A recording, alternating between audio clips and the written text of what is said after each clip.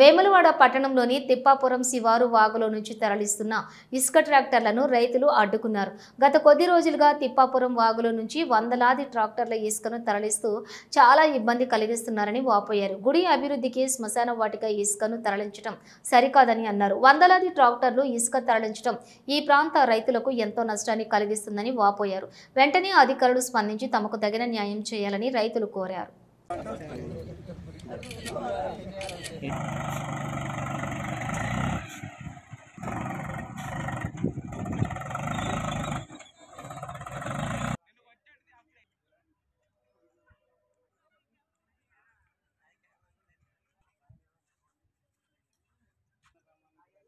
మా చేళ్లతో ఇటు ఒక దాదాపు 50-100 ఎకరాలు ఉంటాయి. మాకు ఈ చేళ్లతో పోయినాక ఉసుక తీసుకుపోయినాక మేము ఏనంగా నడుచుడు ఎట్లా బతుకుడు చెప్పు. ఈ చేళ్లతో తీసినాక దొంగతనాలు జరుగుమంటే జరిగాయి. ఇప్పుడు భూమి చేసుకునే చేసుకుంటాం. ఇవి అన్ని తోవ వేసినాక ఇటు దొంగతనం చేసి వాడు దొంగతనం మా చేళ్ళు పోయినాక దొంగతనం చేయరా?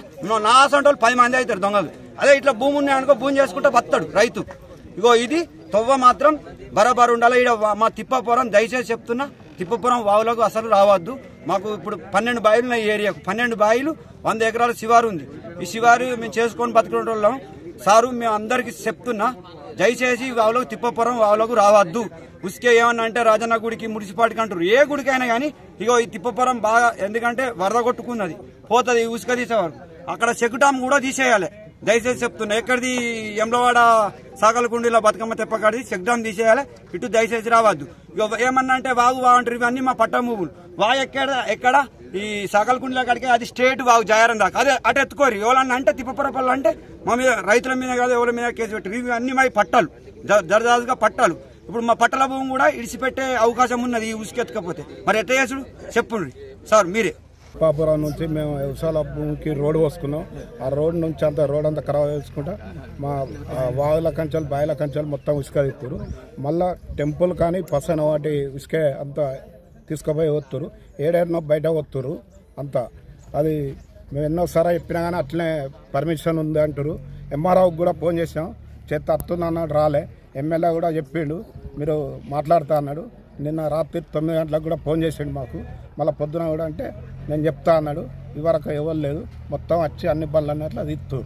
బండ్లు ఆపినాం మేము, మొత్తం బండ్లన్నీ ఆపినాం మేము రైతులు. తిప్పాపురం రైతును. ఇక్కడ నుండి మా బాయిల కాడికి ఒక 50,000 ఖర్చు పెట్టుకొని రోడ్ వేసుకున్నాం సార్. మేము నైట్ అయినా పగలైనా ఇదే రోడ్ పొంటి, రాత్రి పగలు ఇదే రోడ్ పొంటి నడుస్తామా.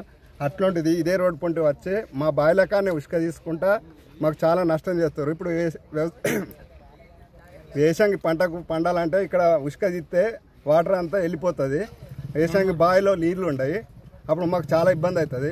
ఇప్పుడు ఒక్క ట్రాక్టర్ కాదు, 2 ట్రాక్టర్ కాదు, రోజు 100 ట్రాక్టర్లు ఇక్కంచెలు తిప్పాపురం నుంచి ఉసుక తీస్తారు. ఇది మంచి పద్ధతి కాదు.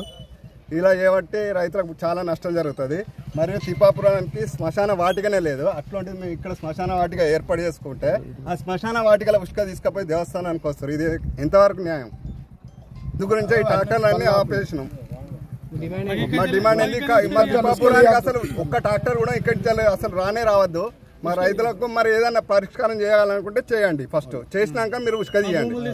గత 5-6 రోజుల నుంచి వెళ్ళి ఇక్కడ అనుమతితో ఇసుక రవాణా జరుగుతున్నది. ఇది ఏదో డెవలప్మెంట్ వర్క్స్ అని చెప్పి వారు ఇసుక అనుమతి ఇచ్చినారని చెప్పి జరుగుతున్నది. కాకపోతే ఏంటంటే ఈ రూట్ అనేది అభివృద్ధికి ఎవరు కూడా సహకరించకపోవడం అనేది ఉన్నది. అందరూ సహకరిస్తారు పబ్లిక్ పరంగా కూడా. కాకపోతే ఈ రూట్ అనేది ఇక్కడ ఒకటి స్కూలు, ఇందులో 2 స్కూళ్ళు ఉన్నాయి. ఒక అంగన్వాడీ స్కూల్ ఉంది, 2 టెంపుల్స్ ఉన్నాయి. ఇక్కడ నుంచి వెళ్ళి పశువులు వాళ్ళు మన గొర్రెలు తీసుకునే వాళ్ళు మీద కులస్తులు రైతులు, టెంపుల్స్ ఉన్నాయి, వాటర్ ప్లాంట్ ఉన్నాయి. ఇష్టం ఉన్నట్టు స్పీడ్గా వెళ్ళడం, అతిగా స్పీడ్గా వెళ్ళడం, ట్రాక్టర్ వాళ్ళు ఇష్టం ఉన్నట్టుగా పోవడం జరుగుతుంది. మాకు తెలిసినటువంటి వాళ్ళకు కూడా చెప్పడం జరిగింది.